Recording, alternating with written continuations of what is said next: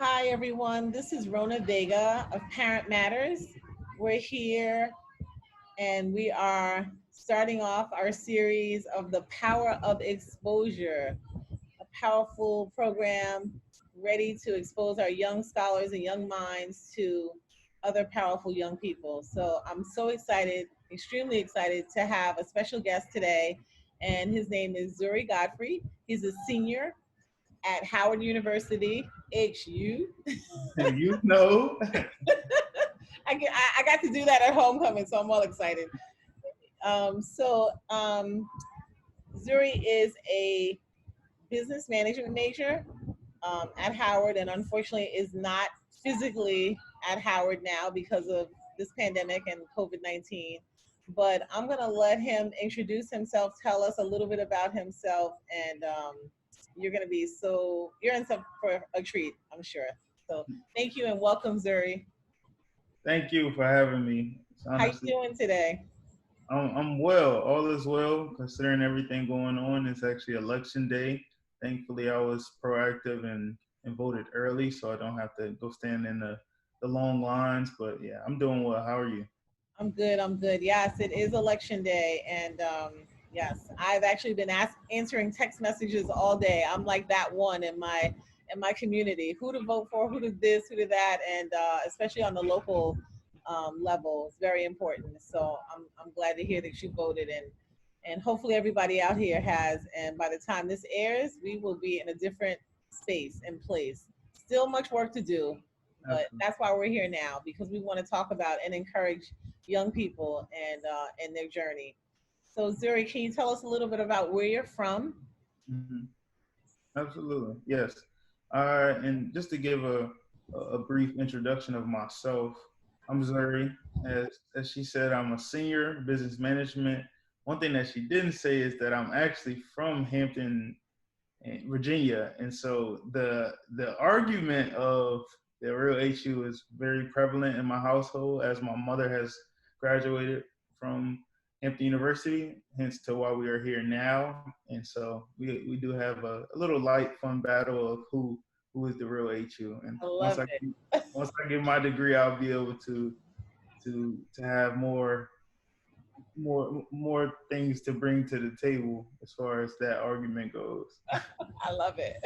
Friendly competition. So great. So you're down in Hampton, and you were at Howard for the last 4 years, basically, correct? Right. So yeah, I'm a senior. I've been there ever since 2017, and it's been an amazing journey. Also, one thing to mention is that I'm also a student athlete on the football team at Howard as well. So hopefully that us having potentially having a season next year allows me to go back to campus and experience an abbreviated season and abbreviated on campus experience. So Oh, that's awesome. That would be hopefully great. that would be. Yeah, I know you're missing that. I mean, everybody I know who's an athlete is just really struggling. I know in our hometown, our young people in high school, they're trying to work around and have them still practice and possibly have games. And, it really can have a huge impact on the socialization and just some people just operate better when they have a little bit more to do. I know I do. So, that's a big hit. So hopefully you're still working out and keeping yourself busy, getting some exercise and all that kind of stuff. Yes, ma'am. That's good. That's good. So you were at Howard. Was that your first choice in schools to go to? No, so actually coming out of high school in my senior year, when that recruiting process from an athletic standpoint, and then from a academic standpoint, where I wanted to set myself up for the next 40 years. I like to say, not just 4 years. Wow. Howard was not my first choice. I applied to them as one of the schools I just applied to. My mom went to Hampton, so applied to Hampton, applied to Howard, applied to a few other HBCUs, including Morgan State. Was heavily recruited by Morgan State and Howard for football, also Elizabeth City State, and then some other PWIs, and then ultimately taking everything into consideration of what I wanted to do. as far as athletically, but more importantly, academically, I chose Howard because it would set me up for success for the next 40 years, as I said before. Wow. Can you explain a little bit more about the 40 years versus the 4 years? I think that's powerful. Right, absolutely. And then speaking specifically to the School of Business that I'm in, the program that they have for freshmen, for sophomores, and then the curriculum they have for juniors and seniors is very robust, very intensive, and it's allows you to have different connections with companies, entrepreneurs, advocates, activists, etc. So I said that to say the abundance of and wealth of knowledge that you receive, but also really the connections that you receive is going to sustain you for the next 40 years as far as your your knowledge, what you bring to the value you add to any table that you are a part of, any company that you're a part of, the credibility that you have as a business owner coming from School of Business is something that's going to allow you to over the next 40 years to use and nurture, cultivate that skill set, that knowledge, and that network. Wow, that's really powerful. I'm glad you explained that like that. And I think, more young people need to operate and know that. As an adult, I think that's just really powerful information. So I'm glad you shared that. How was high school and middle school? What were you exposed to any particular things? And I guess what I'm asking is, you decided to go into business. Was there something you were exposed to along the way that made you choose business as a major? Yes. And in my senior year at Bethel High School here in Hampton, Virginia, where Allen Iverson actually attended, played football and basketball, I believe ran track as well. Wow. I During my senior year, a program that my mother introduced me to called the Young Entrepreneurs Academy. Oh, wow. It allowed me to put together a business by solving a problem based off of data and research, and then pitch that business to potential investors. And after that, I placed runner up out of I believe it was six of us. And so the first place person went to the regionals, and then there was the nationals, I believe. And with me being second, I just received some seed funding for that business, and that was really the initiation, the starting point of my entrepreneurship journey, business journey, all things business really rooted from that one experience in my senior year in high school.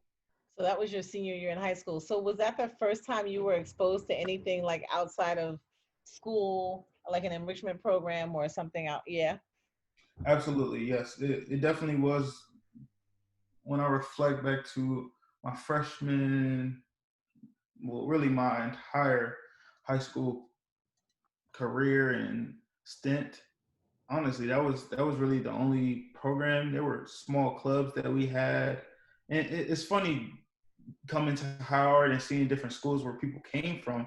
One, I didn't even know about dual enrollment at all, so I came to Howard with no credits at all. And I, looking back, really in my region and in my city of Hampton, Bethel is one of the top academic schools, and comparably to all these other schools that I'm now seeing and hearing about from my colleagues that they went to in high school is incomparable. So yeah, Wow. to answer your question, if I hadn't if I hadn't learned about something external meaning outside of my high school, then I more than likely wouldn't be where I am today in the setup that I have now, and the trajectory that I'm going on now. Wow. So that power of exposure is huge. It's It's huge. And it's really important to know what you said about dual enrollment and other programs at schools. So a lot of times schools have these programs, but it really takes parents mm-hmm. digging. I know when my son was in high school, and he's the third of my children to go to that high school, I was like, wait a minute. I heard something about dual enrollment from another parent or another somewhere. And I was like, I had to ask the guidance counselor, and then they told me to go to some manual and look something up. And I was like, it was like a hidden piece of Right. information. So of course, that's what kind of the journey that we've been on at Parent Matters is when we find information, it's like we got to get it out there. So it needs to be front and center. So I almost feel like that information should be available to eighth grade parent or middle school parents before they get to high Mhm. school, so that they already know which way they're going. And Right. another thing, as an athlete, I know my son played baseball. We found out, I think it was junior year, I went to a workshop and they happened to talk about NCAA, and that we didn't know that there were certain courses that you could that are not NCAA approved. Mm. And I texted the guidance counselor while I was in that meeting, and I was like, "Hey, if anybody, any chance?" Or, and she emailed me back and was like, "Oh yeah, you know what? Let me check his transcript." And he was in the wrong English class. It was an honors English class, but it didn't qualify for the end. So I was like, I mean, he didn't end up playing in college, but it's just whoa, like, these are sometimes things that get missed. And so I pleaded to the